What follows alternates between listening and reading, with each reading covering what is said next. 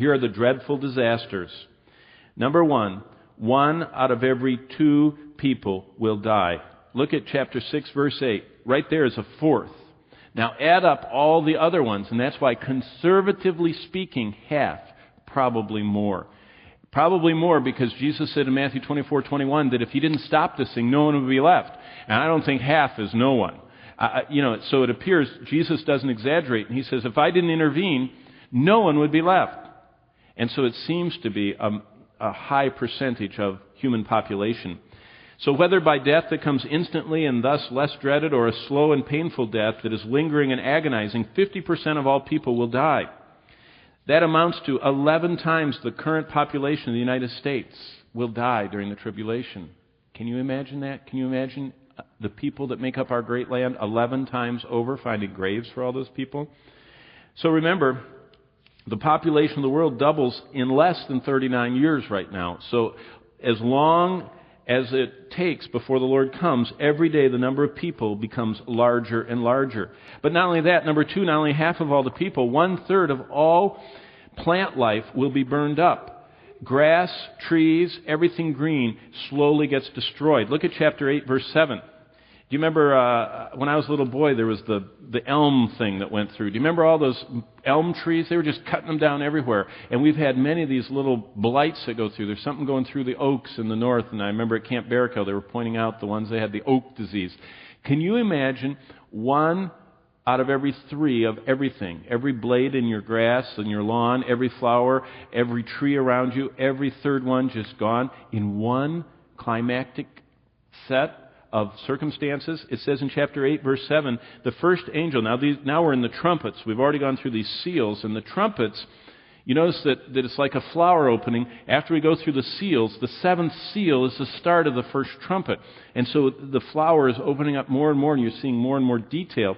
And so this first trumpet, in verse 7 of chapter 8, it says, the first angel sounded, and hail and fire followed, mingled with blood, and they were thrown to the earth, and 1/3 of the trees were burned up, and all green grass was burned up. All green grass. You know, we're renting in Woodbridge. I mean, that is like the lawn capital. I mean, everybody just has like a golf course lawn. I mean, Bonnie and I they don't have that in Oklahoma. I actually took my shoes off and I was going, whoa, it's just like carpet. It's so nice. Wonder how much their watering bill is. Because, it's real dry in Oklahoma. Can you imagine all green grass?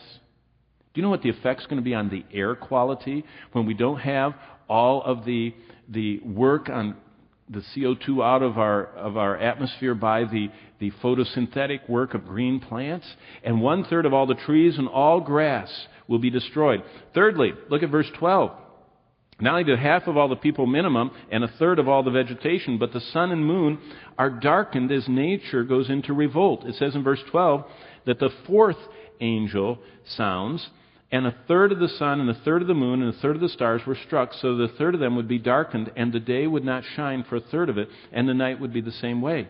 Remember last week our missionary was talking about the sun never got higher than just at the treetops and how dim it was? Alcoholism is rampant in Russia because it's dark so much in the north. Iceland is almost the alcoholic capital of the world because they always are in the dark. And people are very discouraged when it's dark. People like sunlight. I heard it's like that here too. February, someone told me that. They said everybody leaves in February. It gets so dark. Well, can you imagine where you can't leave and go to Florida or wherever? The whole earth just kind of is like twilight. And it's like, what happened to the sun? What happened to the moon?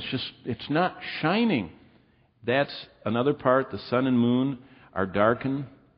By the way, the converse happens too. The sun cranks up 7 times. Now you put on a little SPF whatever and you keep from getting skin cancer. Can you imagine having 7 times the power of the sun?